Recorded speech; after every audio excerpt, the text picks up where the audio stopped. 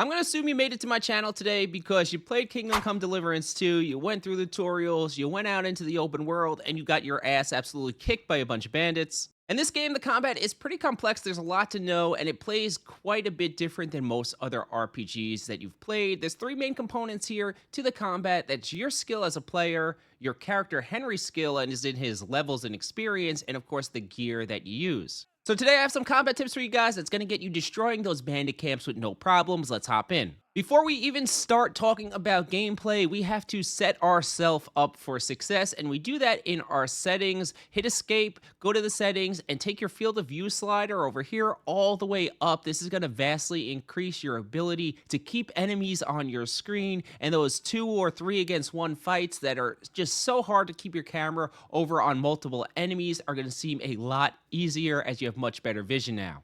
All right, let's have a discussion about ripostes here. This is taught in the fight with Hans Capen, and anyone who's played Chivalry or Mordhau, it's pretty bread and butter that you block an attack or perfect parry in Kingdom Come Deliverance 2, and then you come back with an attack of your own, a riposte. But in this game, doing that is actually wrong, okay? You're falling for a big mistake, which is why a lot of people are struggling in the combat, and you should not be riposting every attack that comes at you.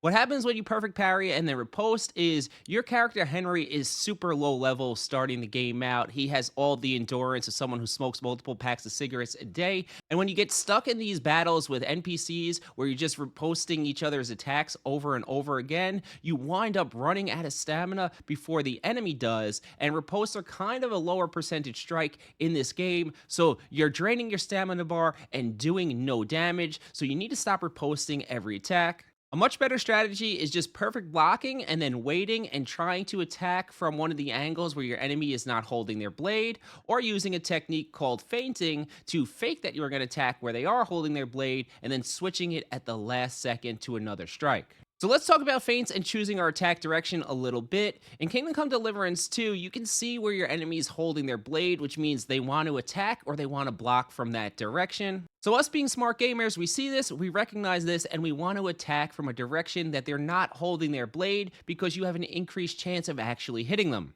Now, the basic way to do this is if they're holding their weapon above their head, you attack them down low with a stab. If they're holding to the left, you attack from the right. So attacking from the direction that they're vulnerable from is step 1, but you can use a technique called feinting to take this to the next level. To perform a feint, you start holding your attack input in one direction, and then before you release, you quickly switch it to another direction. This will confuse the NPC or the computer, and it'll give you a better chance to land a strike. I like to start my feints by aiming at the side they're blocking on and then switching it to a different direction. Now, the biggest power spike your character can have in this game, you can have at level 1, and that is by unlocking the technique called the Master Strike. The Master Strike is only done with swords, and basically, it's like chambering or countering in a game like Chivalry or Mordhau. To perform a Master Strike, instead of using your block button or your defenses, you attack back with the opposite direction of the attack that your opponent's throwing. This allows you to land a free hit. It's 100% overpowered and broken once you get it down. Now, to do this, you're going to have to do a quest. There is a girl who talks to you right as you get off the stockade in Troskowitz. Talk to her. She'll give you a quest to go see Tomcat in the Nomad camp. Train with Tomcat, unlock combination attacks, ask him to fight in a duel, defeat him in a duel, and you'll unlock Master Strikes. Now, if you are having trouble defeating him in a duel, there is a YouTube short I made on how to cheese him. Basically, go to the potion merchant, get some poison, poison your blade, and you can defeat him through dishonorable means, and now you've unlocked the Master Strike, which is, again, a huge power spike to your character.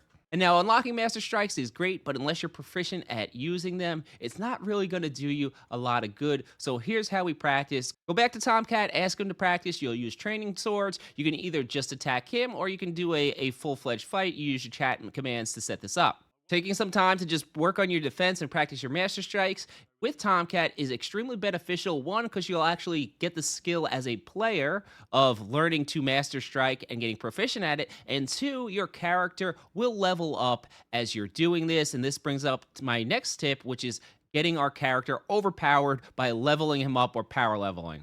Your character's combat skills only get better by performing sword attacks, so there's two main ways that we can level this up. I mean, obviously, you'll level up by fighting bandits or whoever you run into, but you're not fighting every 2 seconds in the open world. You can get your XP quicker, and this is how you can do that. If you want to go into the training arena with Tomcat, you can do this for as long as you like, and you'll get decent experience for it. If someone wanted to take the time to train with Tomcat for 2 hours, they would level up significantly and be completely and utterly broken. But doing this for 20 or 30 minutes will not only increase your skill as a player, but it'll increase Henry's skills significantly, which allows you to have stronger, faster attacks, use better gear, and unlock new perks that make you even perform better in combat. So it's well worth the time to do this training. And the second way to level up your combat skills quick, some people might not find morally acceptable, but you can go find some livestock. I think sheep are probably the best. You find a sheep pen, make sure they're not watching, and you go and slaughter the entire herd of sheep. This is probably the fastest way that you can level up your weapons. Just make sure that the farmer doesn't see you.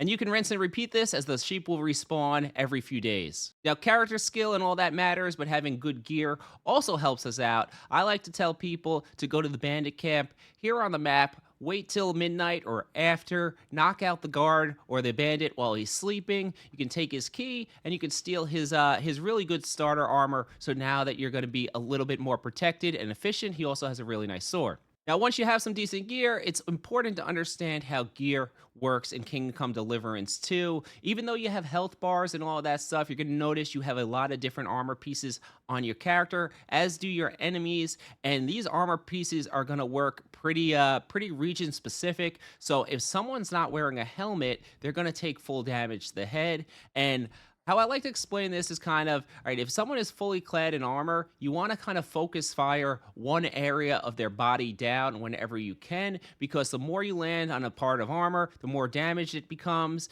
You can even break it completely, and then you're doing full flesh damage to their character. If you spend all of your time attacking someone's breastplate, you get it down to 0, and then you start attacking their helmet again, it's like you're basically starting from the beginning because their helmet is of full quality. So while obviously you're not always going to be able to attack the same region, it's something to keep in mind that you kind of want to focus which attacks or which areas you're going to go for on the enemy. A good way I like to say this is certain weapons have certain advantages. I like to use the swords or the longsword. Longsword stabs have increased damage against the chest area, so I like to use a lot of stabs to try to find the gaps in the armor and wear those down. Now, my last tip for this game is about navigating group fights, and this is for my people who've been with me since Chivalry 2, this is a Strider's Angel's classic technique, which I like to call always picking the low-hanging fruit. When you're in a group fight, there's often different varieties of gear level amongst the enemies or the bandits that you're fighting, and you always want to attack the easiest ones first. The unarmored bandits, the archers, they will die in 1 or 2 shots, right? And it's much easier than to take your time dueling one-on-one the heavily armored bandit. So you want to take out the shitters first and then focus your one-on-one on the good guy. Just because someone has great armor doesn't mean you want to focus on them like they're the main boss. Get rid of the other guys so that you can one-on-one them. All right, guys, I hope you found the video helpful. If you did, consider subscribing because I do plan on being back next week with my ultimate combat guide, which is going to be much more in depth on the mechanics of the game. All right, guys, champ out.